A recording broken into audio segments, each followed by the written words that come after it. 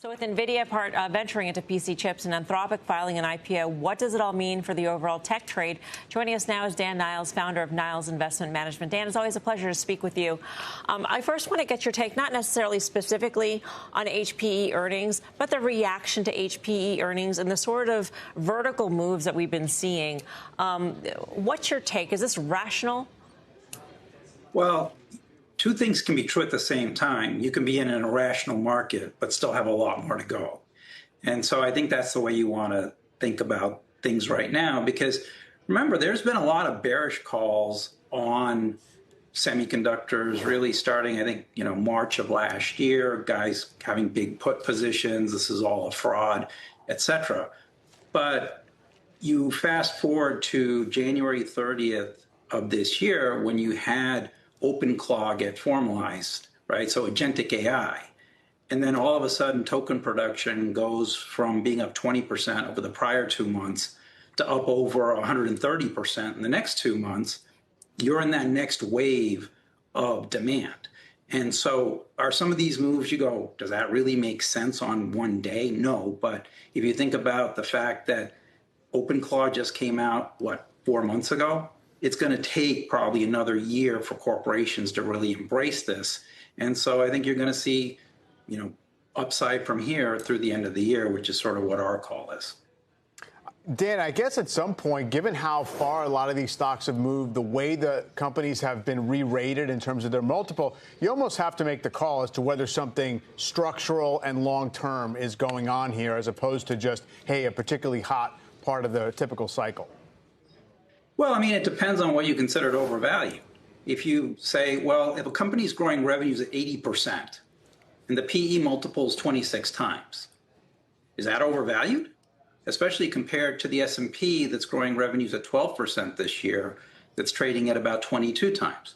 Obviously, the company I'm referring to is NVIDIA. So I think there are some definite disconnects between what certain stocks like an NVIDIA is trading at relative to other names out there, like a Cerebras, where you go, really, 100 times revenues? Does that make sense? But I think in general, that's why stock picking gets more important going forward. Right.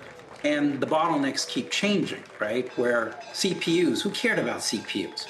Then late March, when people started to figure out, and we wrote about this, that all of a sudden the ratios are changing. Now everybody's talking about CPUs. Right. Dan, we just want to show in Chicago the CBOE closing bell, ending the regular day of trading for options. It sounds like you would be potentially a buyer of some of these bottleneck stocks. Where do you continue to find value, recognizing the fact that even if the moves seem irrational, they might have much more to go?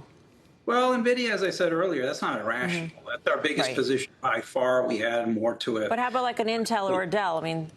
That's how you made your bread and butter way back when. Intel, we started writing about that in late March, saying they were going to be a huge beneficiary of this move to CPUs. And, today, obviously, it got hit because everybody's concerned about NVIDIA. But demand is through the roof because agentic moves from 8 GPUs to 1 CPU. All of a sudden, with agentic, you're closer to unity. And that's a huge mathematical change in where the bottleneck sits. Intel's the leader in server CPUs. Will NVIDIA gain some share? Of course they will. They have no share today. But does that mean that Intel's going to suffer when they've got the majority of that? No. So it may take a few more days for this to settle out. But at which point then I think, and by the way, with Intel, you have a couple of ways to win. Number two, even if ARM does take off, I think there's a good shot they end up with Apple as a foundry customer before the end of this year. NVIDIA invested $5 billion in them back in September, so let's not forget that. And then you've got the fact that they should be the foundries for some of these hyperscalers. Don't forget they have an announced agreement with Google.